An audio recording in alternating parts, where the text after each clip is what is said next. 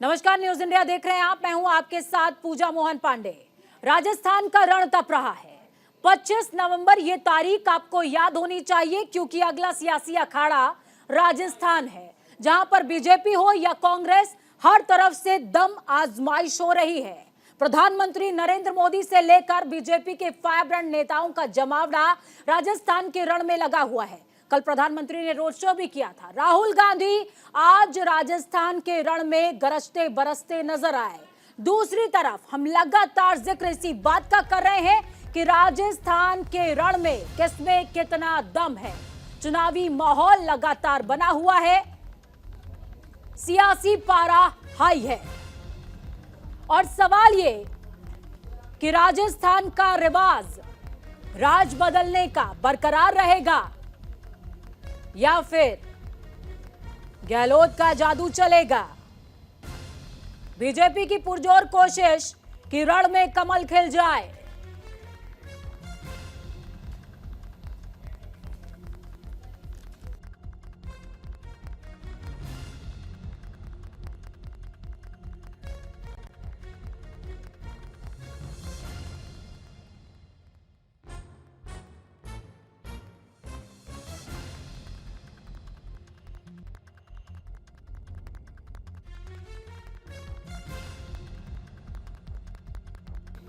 तो 25 नवंबर मतदान की है तारीख, और उससे पहले जोर आजमाइश। न्यूज इंडिया ग्राउंड जीरो पर लगातार मौजूद रहा। बीते दिनों हम लगातार आपको पल पल की अपडेट दिखाते रहे, और आज भी न्यूज इंडिया ने आप तक हर तस्वीर पहुंचाई है। ग्राउंड जीरो से प्रीति चौहान हमारे साथ सहयोगी जुड़ी हुई हैं। प्रीति चौहान के अलावा आलोक वत्स जी हमारे साथ बीजेपी नेता जुड़े हुए हैं। आलोक जी, बहुत स्वागत आपका। जयकरण वर्मा कांग्रेस के नेता हैं, हमारे साथ में जुड़े हुए हैं। बहुत स्वागत है जयकरण जी आपका भी। मेहमानों का रुख करूं उससे पहले प्रीति चौहान के पास जाऊंगी। प्रीति, कल प्रधानमंत्री नरेंद्र मोदी रण में हुंकार भर रहे थे, तो आज राहुल गांधी निशाना साधने में कोई कोर कसर नहीं छोड़ रहे हैं।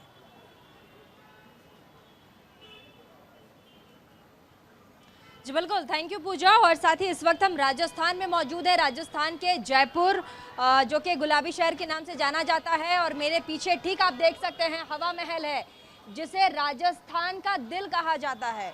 और यहाँ से भी राजस्थान में सत्ता की बयार किधर बहेगी, बीजेपी या फिर कांग्रेस की तरफ, ये भी बड़ा मायने रखता है। और साथ ही देखिए, लगातार हम आपको बता भी रहे हैं कि राजस्थान के इस बार दिल में क्या है। हम आपको ये भी बता रहे हैं कि कैसे तमाम राजनीतिक पार्टियां, क्योंकि फिलहाल राजस्थान में दो ही पार्टियां हैं जो लीड ले रही हैं, एक तरफ कांग्रेस, दूसरी तरफ बीजेपी। एक तरफ कांग्रेस, जहां पर कांग्रेस पार्टी सत्ता में है, अशोक गहलोत मुख्यमंत्री हैं, जो कि कुर्सी बचाने के लिए लगातार प्रयास कर रहे हैं, दिन भर में 5 से 6 जनसभाएं कर रहे हैं। तो वहीं दूसरी तरफ बीजेपी है, जो सत्ता पाने के लिए कोशिश कर रही है, पूरा जोर लगा रही है, दम लगा रही है।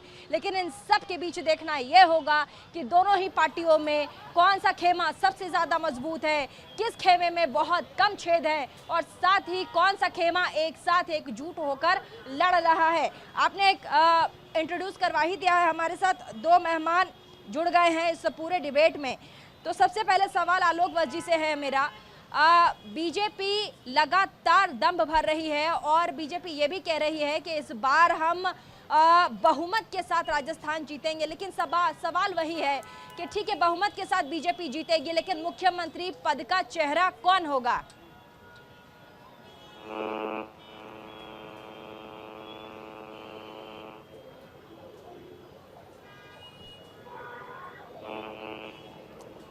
आलोक जी, आप तक प्रीति की आवाज शायद नहीं पहुंच पा रही है। सवाल उनका ये था कि बीजेपी पुरजोर कोशिश तो रण में कर रही है, लेकिन चेहरा कौन होगा मुख्यमंत्री का?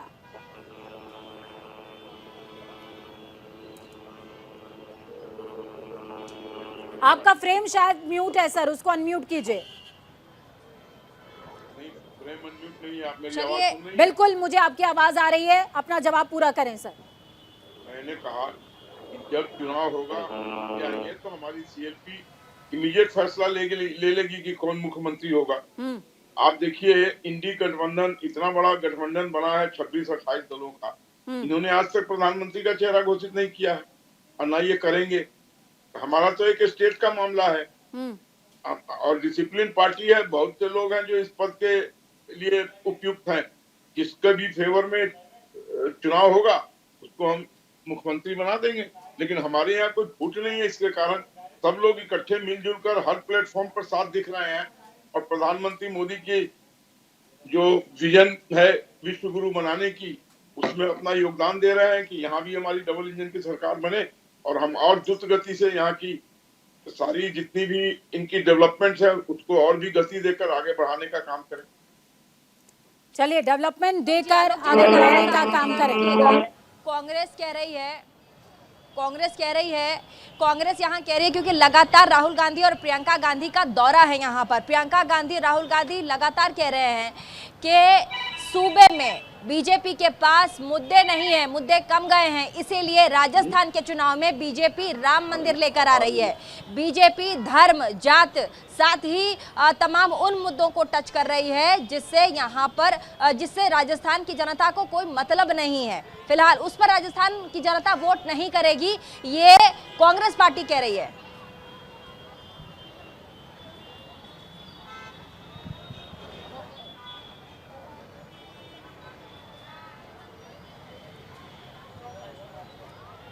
प्रीति, आप तक आपकी आवाज मेहमानों तक नहीं पहुंच पा रही है। प्रीति का प्लीज आप फोन मेरे सहयोगियों से मैं कहूंगी कि एक बार फिर से पैच कराइए। जयकरण जी, मैं आपके पास आऊंगी। आज राहुल गांधी रण में मौजूद हैं, हुंकार भर रहे हैं, लगातार सरकार पर निशाना साध रहे हैं। खुश तो बहुत होंगे आप। पूजा जी, देखिए, खुश इस बात के लिए है जब देश और प्रदेश की बात आती है और देशवासियों नागरिकों की सुरक्षा की बात आती है और जनता के हक हकूक के लड़ने की बात आती है तो हर नेता खुश होता है। लेकिन कांग्रेस पार्टी भारतीय जनता पार्टी की तरह जनता के हक हकूक को मारने के लिए नहीं सत्ता में आना चाहती। कांग्रेस पार्टी इसलिए आना चाहती है लोकतंत्र जिंदा रहे, संविधान जिंदा रहे और देश सुरक्षित हाथों में रहे। जिस प्रकार से भारतीय जनता लेकिन सर, बीजेपी तो कह रही है कि संविधान अगर सबसे ज्यादा कहीं मरा है तो वो राजस्थान में मरा है। नहीं पूजा जी, देखिए, मोदी जी की बातों को अब आप पता नहीं कितना सम्मान देते हैं, पूछ करती हैं। प्रधानमंत्री है सर, देना पड़ेगा सम्मान, मुझे भी देना पड़ेगा, आपको भी देना पड़ेगा। क्या बात कर रहे हैं? मैं भी देता हूँ। मोदी जी की झूठ बात देख करके देश की कुछ लोग बहुत ज्यादा झूठ बोलने लगे हैं, उसी को ठीक करना है। मैं भी ध्यान देता हूँ पूजा जी, मुझे ध्यान देना पड़ेगा क्योंकि देश को सुरक्षित रखना है तो मोदी जी को इस देश से हटाना ही पड़ेगा। क्योंकि देश संस्थाओं को देश पेश करके जिस प्रकार से माननीय मोदी जी ने भारतीय जनता पार्टी के कार्यालय बनवाने का काम किया, अदानी साहब के जेब भरवाने का काम किया और हजारों किसानों को दिल्ली में शहीद करने का काम किया है, तो इससे मोदी जी की बातों पर ध्यान देना ही पड़ेगा। मैं पूजा जी बड़े ईमानदारी से पूछना चाहता हूं आपके माध्यम से भारतीय जनता पार्टी से कि क्या माननीय मोदी जी अगर इतने ही उनके बटन सीधे हैं, उनके ही मोदी की गारंटी इतनी कारगर है, तो क्या माननीय मोदी जी राजस्थान ही नहीं किसी 5 राज्यों में उन्होंने अपने काले कानून पर वोट मांगने का काम किया, नोटबंदी पर वोट मांगने का काम किया, 2 करोड़ नौकरियों पर वोट मांगने का काम किया, किसानों की आज दोगुना के नाम पर वोट मांगने का काम किया? नहीं मांगा, क्योंकि उन्होंने जिन बेटियों को बेटी होने का वचन देने का।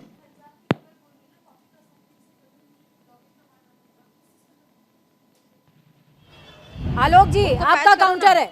आलोक जी, आपका काउंटर है। मैं इनकी आवाज ही नहीं सुन पा रहा हूं तो क्या काउंटर करूं? उनके बहुत सारे सवाल ये कि प्रधानमंत्री जी बड़े मन से खड़े होकर के झूठ बोलते हैं और बहुत ज्यादा जरूरत है कि प्रधानमंत्री और सरकार दोनों को बदल दिया जाए, केंद्र से उखाड़ फेंका जाए। आलोक जी जी पूजा जी, अगर इनकी ऐसी मंशा है तो उसमें कोई मुंगेरी लाल के हसीन सपने देखने से कोई किसी को नहीं रोक सकता है। अभी जो राजस्थान में है, राजस्थान बलात्कार के मामले में नंबर 1 है इंडिया में, क्राइम रेट नंबर 1 है, मंदिर तोड़ने में सबसे ज्यादा मंदिरें यहाँ तोड़ी गई है और बेरोजगारी में भी सबसे आगे है। अब ये लोग जो अभी फ्री रेबड़ी बांटने की बात कर रहे हैं, इसकी जरूरत क्या पड़ी है चुनाव से पहले?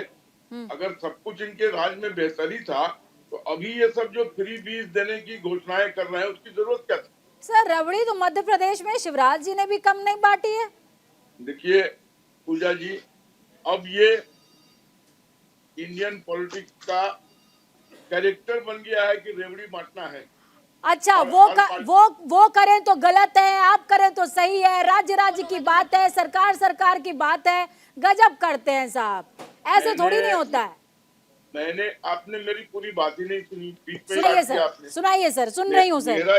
मेरा ये कहना है कि इस हमाम में सब नंगे हो चुके हैं, हर आदमी रेवड़ी बांट रहा है अपने अपने लेवल पे और जनता को लुभाने की कोशिश कर रहा है। डेवलपमेंट की बात एकमात्र बीजेपी कर रही है और सारे लोग रेवड़ी बांटने की बात कर रहे हैं। हम आएंगे तो ये कर देंगे, हम आएंगे तो वो कर देंगे, लेकिन ठोस धरातल पर काम करने की बात कोई नहीं कर रहा है। ठोस धरातल पर काम करने की बात सिर्फ और सिर्फ भारतीय जनता पार्टी कर रही है। हमारा जो रोड मैप, जो विजन है, वो रोड मैप है, वो राजस्थान को अव्वल दर्जे का राज्य बनाने का है और इसमें हम सफलीभूत होंगे, क्योंकि जितनी भी हमारी कल्याणकारी योजनाएं प्रधानमंत्री मोदी के नेतृत्व में लागू की गई हैं, उसका अंतिम पायदान के व्यक्ति को भरपूर लाभ मिला है। ठीक है, प्रीति चौहान ग्राउंड जीरो से जुड़ी हुई हैं। प्रीति 2 दिन से ग्राउंड पर एक्टिव है लगातार और हम तक बहुत सारी चीजें पहुंचा रही हैं। प्रीति, 2 दिनों से ग्राउंड पर आप मौजूद हैं लगातार, ग्राउंड की हीट क्या कह रही है? और हो सकता है कि शायद अब मेहमान आपकी आवाज भी सुन पाए, तो आप भी सवाल ले सकती हैं।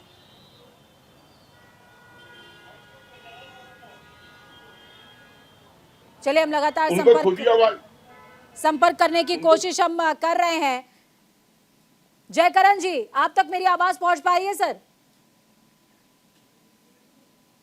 चलिए, वक्त यहाँ पर एक छोटे से ब्रेक का है। ब्रेक के बाद लगातार इस चर्चा को हम आगे बढ़ाएंगे और आपको बताएंगे कि किस तरीके से राजस्थान के रण में जोर आजमाइश है और इस जोर आजमाइश के साथ क्या हाथ को मिलेगा साथ या रण में खिलेगा कमल।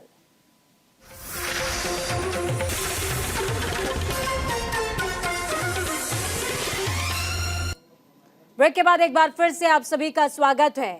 राजस्थान के रण में हाल ही में घोषणा पत्र कांग्रेस की ओर से जारी हुआ और उसी दिन प्रधानमंत्री नरेंद्र मोदी डूंगरपुर से लेकर के गुलाबी नगरी जयपुर तक रैली और संबोधन करते नजर आए, यानी कि खींचतान दोनों तरफ से, जोर आजमाइश दोनों तरफ से। अब देखना यह होगा कि जनता किसके साथ है। हम लगातार चर्चा कर रहे हैं और चर्चा को खास बनाने के लिए हमारे साथ मेहमान मौजूद हैं। आलोक वत्स जी हैं, इसके अलावा हमारे साथ जयकरण जी हैं जो कि कांग्रेस से हैं, प्रीति चौहान ग्राउंड जीरो से जुड़ी हुई हैं। ओवर टू प्रीति। पहला सवाल मेरा, कांग्रेस पार्टी के जो प्रवक्ता हमारे साथ जयकरण वर्मा जी बैठे हुए हैं, सूबे के प्रदेश के जो मुख्यमंत्री हैं अशोक गहलोत, उन पर तमाम बड़े भ्रष्टाचार के आरोप लगे। भाजपा बार बार कह रही है कि हमारे पास लाल डायरी है जिसमें तमाम वो करप्शन के निशान हैं जो अगर खुलेगा तो भूचाल आ जाएगा। इस पर अभी तक क्लैरिफिकेशन नहीं है पार्टी की तरफ से, इस पर अभी तक ये नहीं कहा गया है कि ऐसा कुछ नहीं है। इस पर क्या कहेंगे आप? नहीं प्रीति जी, देखिए माननीय मोदी जी के पास बहुत से ऐसी डायरियां हैं जो देश में भूचाल ला सकती है, लेकिन वो डायरियां अडानी साहब की हैं, वो प्रदेश के मुख्यमंत्री महोदय की हैं और इनके हम दो हमारे दो की हैं, कई बंदरगाहों की हैं। तो वो लाल डायरी इनको खोलना चाहिए। अगर जो देश हित में है वो डायरी और हमारे देश के प्रधानमंत्री वो डायरी सार्वजनिक नहीं कर रहे हैं, दोषियों को जेल नहीं भिजवा रहे हैं, तब तो माननीय मोदी जी देश के साथ धोखा कर रहे हैं। हमारे जैसे नागरिकों के साथ वो धोखा कर रहे हैं। उनको इस चुनाव में नहीं, उसको देश हित में जारी करना। नहीं, रुक जाइए विक्रम जी, सुनिए विक्रम जी एक सेकंड। अगर पार्टी प्रदेश में, क्योंकि विधानसभा चुनाव है और अगर बीजेपी प्रदेश को लेकर के प्रदेश में हुए भ्रष्टाचार पर सवाल खड़े कर रही है, तो आप अडानी पे सवाल उठा देते हैं। फिर यहाँ की जनता आपको वोट क्यों करे? हमारे साथ तमाम लोग हैं यहाँ पर, देखिए आप हमारे साथ बने हुए हैं, लेकिन यहाँ पर क्योंकि हम हवा महल में हैं और यहाँ आसपास का जो इलाका है ये बहुत मशहूर है बाहर से आए हुए टूरिस्टों के लिए। यहाँ पर शॉपिंग और खरीदारी लोग करते हैं, लेकिन यहाँ के जो दुकानदार हैं, जो टूरिस्ट आ रहे हैं, उनके लिए जो चीज़ें मुहैया कराते हैं, उनका क्या चुनावी मिजाज है? एक बार जल्दी से अपने कैमरा पर्सन भूषण को कहेंगे जरा कैमरा घुमाएं, और साथ ही हम जानने की कोशिश करेंगे कि यहाँ जो दुकानदार हैं वो क्या सोचते हैं। सबसे पहले क्या नाम है आपका? मेरा नाम हसीन है। तेज बोलिए। हसीन हसीन नाम है आपका। जी। कितने साल से हैं आप यहाँ? जयपुर के हैं? जी। क्या लग रहा है आपको राजस्थान के चुनाव में? घमासान अब की बार, घमासान अब की बार। क्या कह रहे हैं? दोनों पार्टी अपने अपने दम पे हैं। दोनों पार्टियां अपनी अपनी जगह पर है। टक्कर की चुनौती है। टक्कर की चुनौती है। मुख्यमंत्री अशोक गहलोत ने क्या किया? इसके लोग आ रहे हैं, दुकान पे आ रहे हैं, तो लोग अभी खरीदारी होती है। खिरा सीजन हमारा कस्टमर, ये सीजन का टाइम है हमारा। सीजन का है, ठीक है। हमारे साथ और भी लोग हैं, जल्दी से हम बातचीत करने की कोशिश करेंगे। तुम्हारा नाम क्या है? मैम मैं कुछ तुम यहाँ के नहीं हो? नो मैम मैं नहीं बता यहाँ के नहीं हो? नो मैम मैं कुछ नहीं बता सकते? सॉरी मैम मुख्यमंत्री का नाम पता है? नो मैम मुख्यमंत्री का नाम नो मैम कुछ नहीं बता प्रदेश में मुख्यमंत्री कौन है? सॉरी मैम मुझे प्रधानमंत्री का नाम पता है? मैम मुझे कुछ नहीं चलिए, प्रधानमंत्री तक का नाम नहीं पता। आप सर, आपका नाम? आप कौन है सर? आपका नाम? सुभाष अग्रवाल। सुभाष अग्रवाल। आप जयपुर से हैं? बिल्कुल। क्या लग रहा है चुनाव में क्या चल रहा है? मोदी जी जाएंगे। मोदी जी आएंगे? बिल्कुल आएंगे, 100% आएंगे। ऐसा क्यों लग रहा है आपको? उनके जो देश की प्रगति करी है उन्होंने, जिस हिसाब से। दुकान है यहाँ आपकी हाँ जी, और दुकान चलाते हैं? बिल्कुल। तो प्रदेश में ऐसा क्या हुआ? क्योंकि यहाँ पर अशोक गहलोत जी की सरकार है, कांग्रेस की सरकार है, और हमेशा से कांग्रेस ये कहती रही है कि हमने जो व्यापारी वर्ग है और साथ ही जो आर्थिक चीज़ें हैं उसको लेकर के हमेशा से काम किया, उनके बारे में सोचा है। क्यों इस बार व्यापारी वर्ग उनको वोट नहीं दे? सोचने से कुछ नहीं होता है, करने से ही सब कुछ होता है। बीजेपी ने करके दिखाया है, इसलिए हम बीजेपी को ही चाहते हैं। बीजेपी ने करके दिखाया, जैसे बहुत कुछ दिखाया। पहले सिलेंडर, पहले चीनी वगैरह, तेल वगैरह, महंगाई कम की है। महंगाई कम की है। हाँ, इनके राज में मेडिकल की कोई फैसिलिटीज़ नहीं मिली हम लोगों को। चिरंजीवी योजना तो है, कांग्रेस पार्टी दे रही है। वो अब मिल रही है चिरंजीवी, परंतु वो सबको नहीं मिलती ना। फूड पैकेट योजना भी मुख्यमंत्री दे रहे हैं। नहीं, वो लोग हम लोगों के लिए नहीं है। चिरंजीवी है लेकिन अभी है, हाँ, वो भी हमको नहीं मिल रही ना। नहीं मिल रही है, सब्सिडाइज है इस- कुछ लोगों को। हाँ जी। तो देखिए यहाँ पर जो दुकान मतलब व्यापारी वर्ग हैं, क्योंकि मैं कह रही हूँ कि हवा महल का इलाका है, तो व्यापारी वर्ग के लोग भी हैं यहाँ पर। उनका कहना है कि हम यहाँ पर मोदी जी को वोट देंगे, भारतीय जनता पार्टी की सरकार बनेगी, वो इसीलिए क्योंकि मोदी जी ने काम किया है। साथ ही वो ये कह रहे हैं कि अशोक गहलोत जो कि सूबे के मुख्यमंत्री हैं, उन्होंने जो भी योजनाएं और घोषणाएं की हैं, वो चुनाव को देखते हुए उन घोषणाओं को उन्होंने इम्प्लीमेंट किया है, योजनाओं को लागू किया है। तो ऐसे में जो प्रदेश की जनता है वो ये समझती है कि चुनावी माहौल है और आगे जाकर वोट किसे करना। हालांकि 25 तारीख को जनता जब बैलेट बॉक्स में अपना मतदान करेगी, उसके बाद 3 दिसंबर को जब बैलेट बॉक्स खुलेगा तब पता चलेगा कि जनता के दिमाग में क्या था। फिलहाल आलोक बस जी, आपने तमाम यहाँ के दुकानदारों का मिजाज, हमने एका दुका जो भी जितने लोगों से बात की, उससे क्या लग रहा है आपको?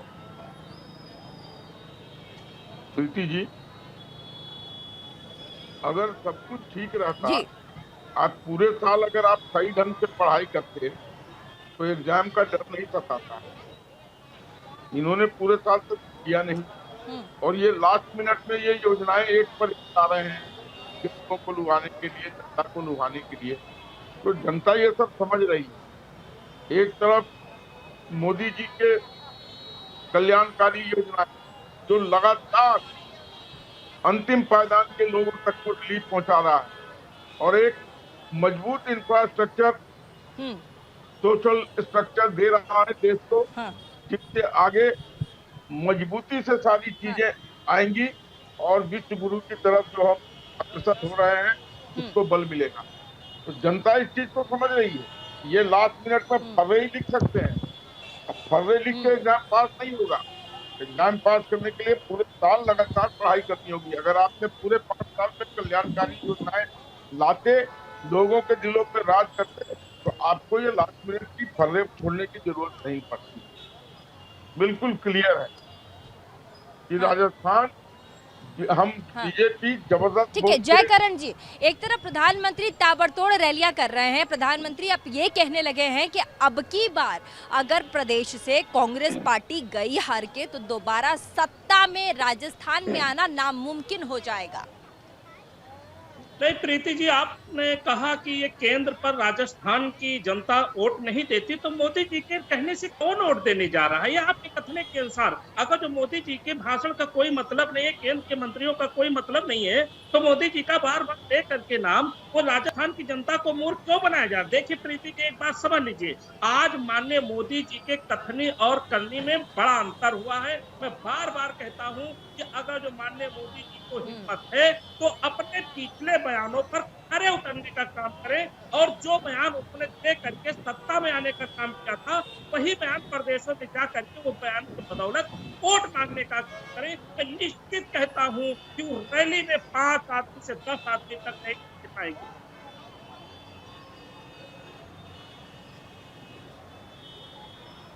ठीक है, इस वक्त क्योंकि चुनावी माहौल अभी 2 दिन, अभी 25 तारीख को चुनाव है, तो ऐसे में जो रैलियों का जो रेला है वो लग चुका है। हर छोटे नुक्कड़ चौपड़ आसपास के इलाकों में सभाएं हो रही हैं।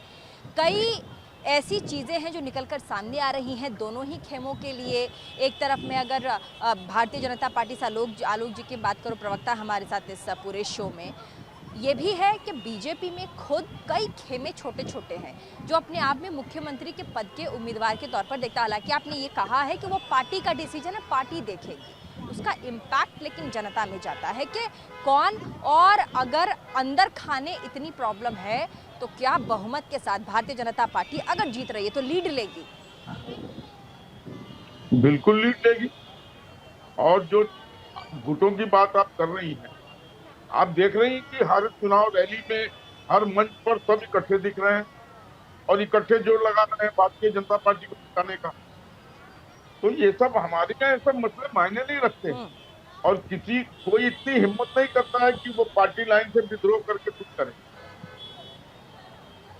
आकांक्षाएं बहुतों की होती हैं, मेरी भी आकांक्षा है, सबकी आकांक्षाएं होती हैं, लेकिन हम डिसिप्लिन कैडर के लोग हैं, हम विदिन डिसिप्लिन पैरामीटर ही कोई काम करते हैं। ये कांग्रेस नहीं है जो एक छोड़ दिया, कितने बड़े बड़े दिग्गज इनके छोड़ के चले गए, और आज ये बात कर रहे हैं ये राजस्थान में लास्ट मिनट में ये रेवड़ियां बांट रहे हैं। वो जनता समझ रही है कि ये रेवड़ी से कुछ नहीं होने वाला, और उधर कद्दावर नेता मोदी जी खड़े हैं जिन्होंने देश कहां से कहां पहुंचा दिया, विश्व पटल पर कहां पहुंचा दिया, राष्ट्रीय अंतरराष्ट्रीय स्तर पर, राष्ट्रीय स्तर पर 5वीं सबसे बड़ी अर्थव्यवस्था खड़ी कर दी। ये सारी चीजें जनता समझ रही है, तभी हमें दोबारा रिपीट करती है। अजय करण जी जवाब दीजिए, लास्ट के टाइम पे रेवड़ियां बांट रही है कांग्रेस पार्टी, उससे कुछ नहीं होगा, ये भारतीय जनता पार्टी के प्रवक्ता कह रहे हैं। नहीं प्रीति जी, देखिए भारतीय जनता पार्टी के नेताओं के पास कहने को कुछ नहीं है, वोट मांगने के लिए कोई इनके पास मुद्दा नहीं है, क्योंकि इन्होंने कोई काम नहीं किया। कांग्रेस पार्टी धुआंधार प्रचार कर रही है और धुआंधार लोगों का समर्थन होता है, क्योंकि कांग्रेस पार्टी के कथनी और में कोई अंतर नहीं है। हमारे नेता माननीय राहुल गांधी हो, चाहे खड़गे साहब हो, चाहे प्रियंका गांधी हो, चाहे कलहो साहब हो, चाहे पायलट साहब, इन लोगों के अंदर जो ताकत है, जो विवेक है, जो बुद्धि है, जो इनकी विचारधारा है, वो स्वयं में है, वही वो राजनीति में करते हैं, वही जनता के साथ दिखाने का काम और करने का काम करते हैं, अपने आप को समर्पित करने का काम करते हैं। माननीय मोदी जी का इतिहास रहा है तो भाषण कुछ और देते हैं, करते कुछ और है, क्योंकि ये संघ के कटौती की तरह संघ के बताए हुए रास्ते पर काम करने का काम करते हैं। इनकी स्वयं कोई विचारधारा नहीं है। मैं बार बार कह रहा हूँ, माननीय मोदी जी अगर जो 9 सालों में एक बार के दिन में बैठ करके 9 सालों के अपने काम को, अपनी तरक्की को, देश के गुरु बनने की वकायत को अगर जो मीडिया के सामने प्रेस करके बताने का काम करेंगे कि आपको भी अच्छा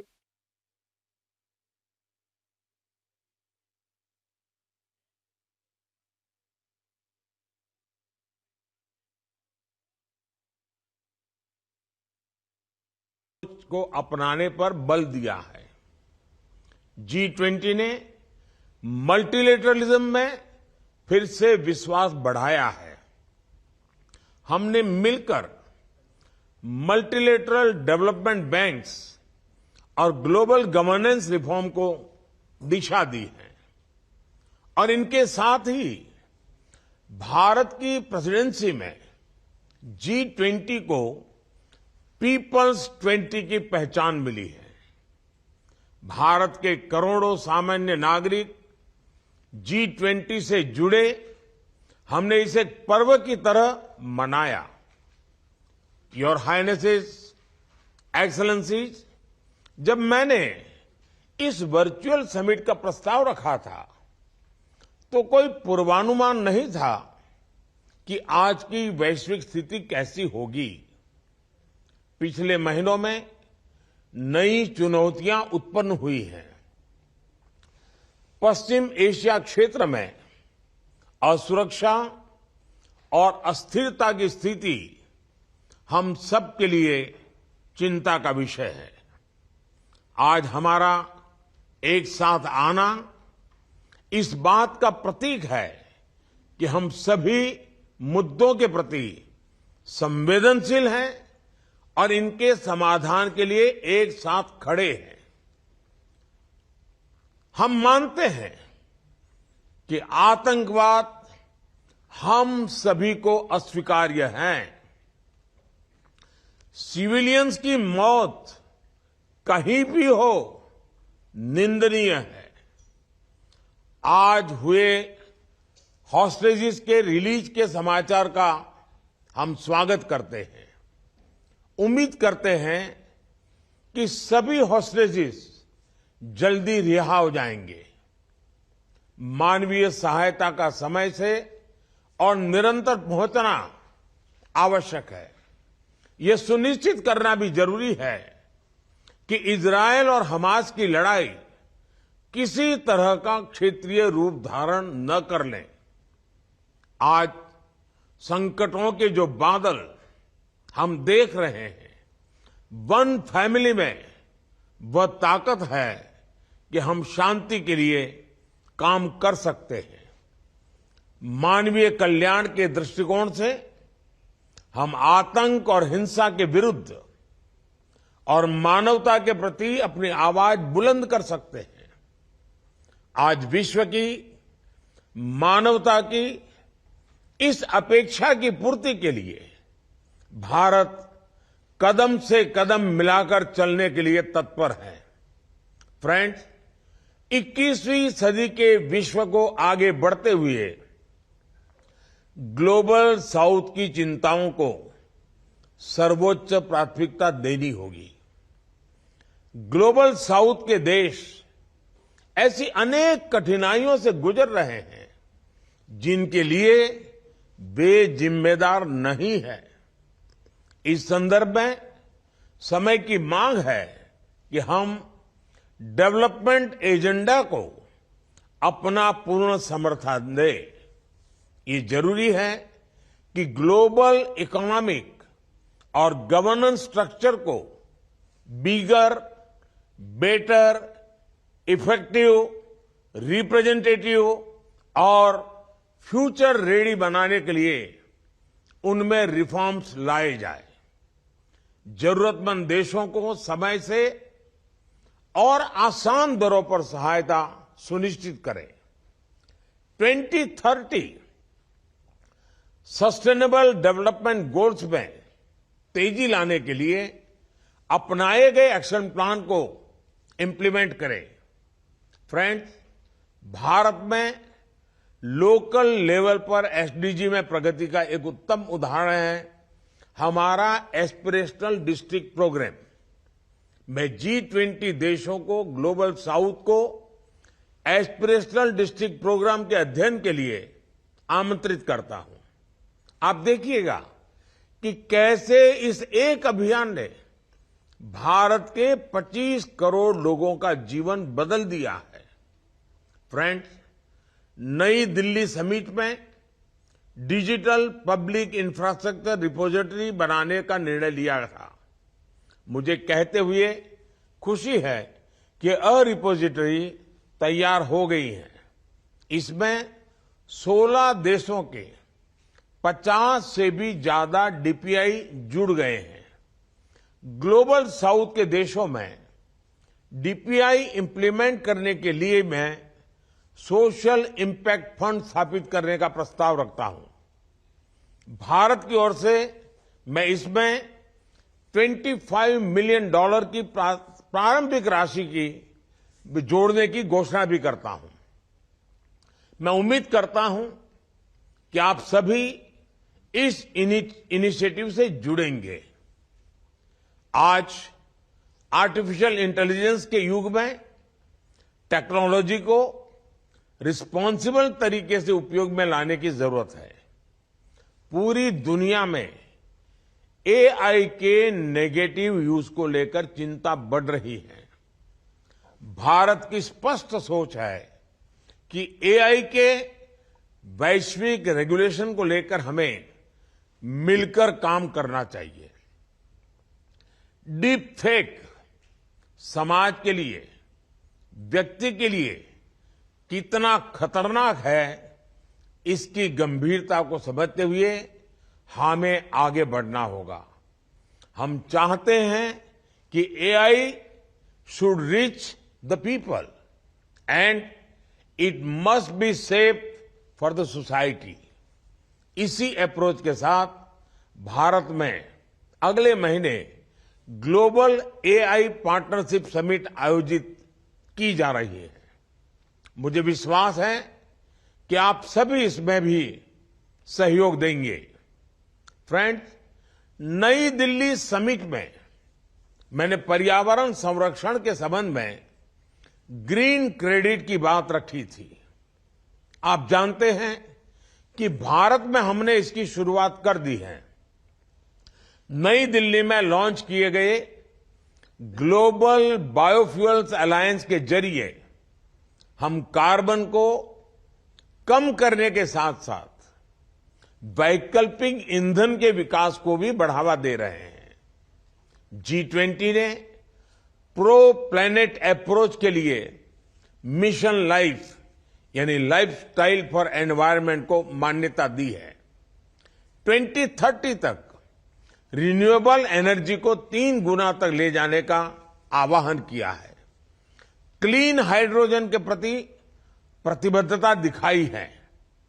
क्लाइमेट फाइनेंस को बिलियन से ट्रिलियन ले जाने की जरूरत को पहचाना है।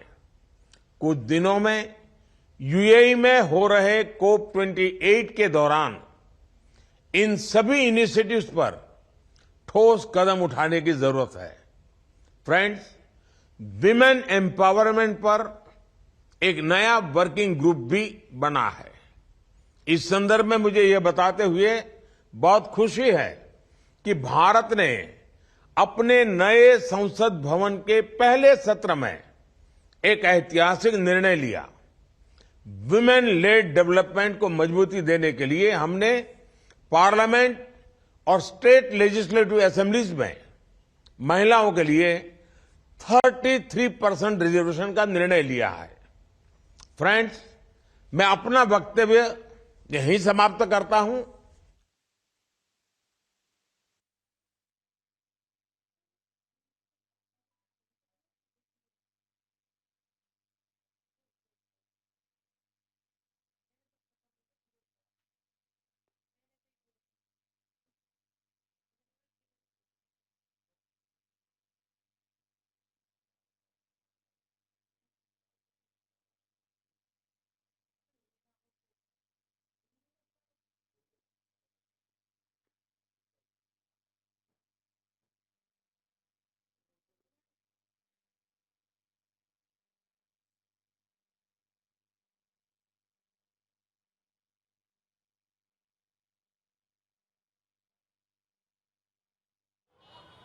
तो प्रधानमंत्री नरेंद्र मोदी को आप सुन रहे थे। साथ ही प्रधानमंत्री ने G20 की भव्यता और जिस तरीके से G20 संपन्न हुआ और पूरे विश्व में भारत का डंका बजा, उसकी बात कर रहे थे। समिट से जुड़ने के लिए तमाम लोगों का उन्होंने शुक्रिया भी कहा है। प्रधानमंत्री ने कहा है कि G20 से भारत को नई पहचान मिली है और प्रधानमंत्री ने यह भी कहा कि इस G20 सम्मेलन के बाद भारत एक नई ऊंचाइयों को छू रहा है। भारत नई शिखर शिखर पर पहुंचा है, ये बहुत बड़ी बात है। आलोक वत्स जी अपनी बात को रख रहे थे, जल्दी से अपनी बात रखिएगा।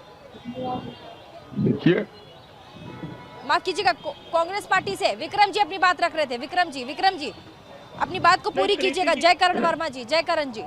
हाँ प्रीति जी, माननीय मोदी जी की बड़ी बड़ी बातें सुनकर हमको भी बड़ा अच्छा लगता है, और अच्छा इसलिए लगता है कि माननीय मोदी जी ने हमें G20 के माध्यम से सिखाने का काम किया कि हम अपने देश के गरीबों को किस तरह से पर्दा लगाकर छुपाया जा सकता है।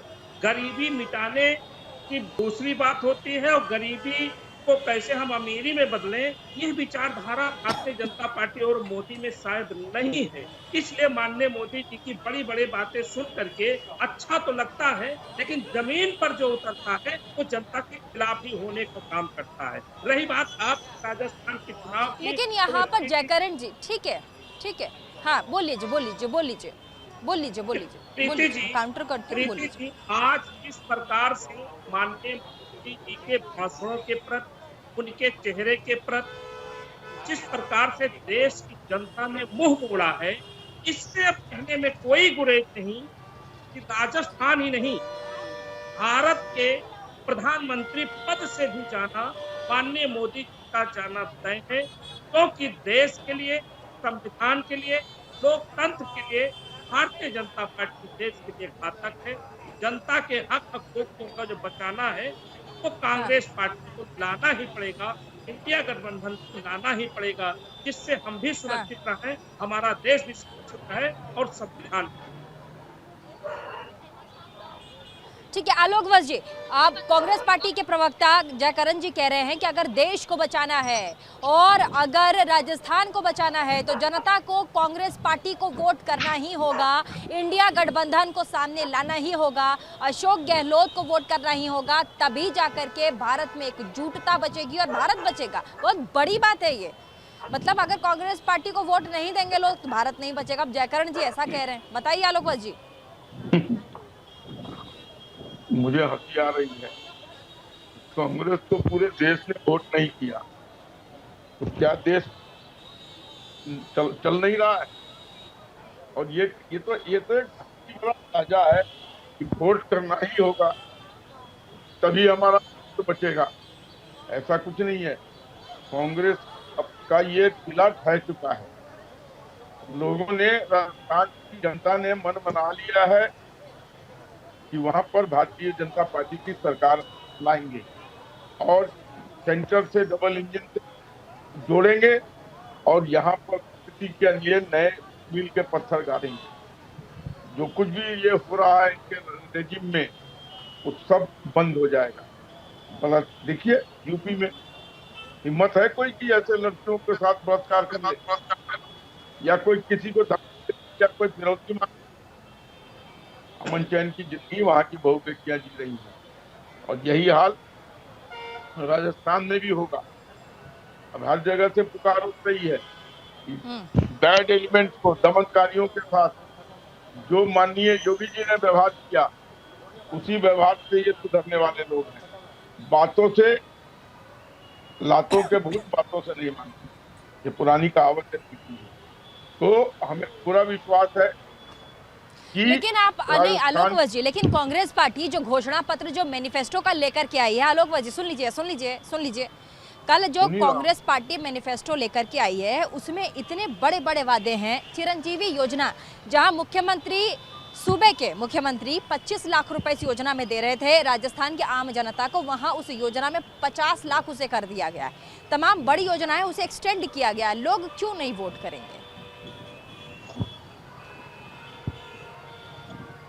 देखिए, ये आलोक वत्स जी, आवाज आ रही है आपको? हाँ, ये सब कवायद अभी क्यों हो रही है? ये पहले क्यों नहीं हो रही? ये भी तो जनता जाननी चाहेगी। हाँ। 5 साल से आप कहाँ थे? आज हमें बोल रहे हैं आप, इसके लिए धन कहाँ से मुहैया होगा?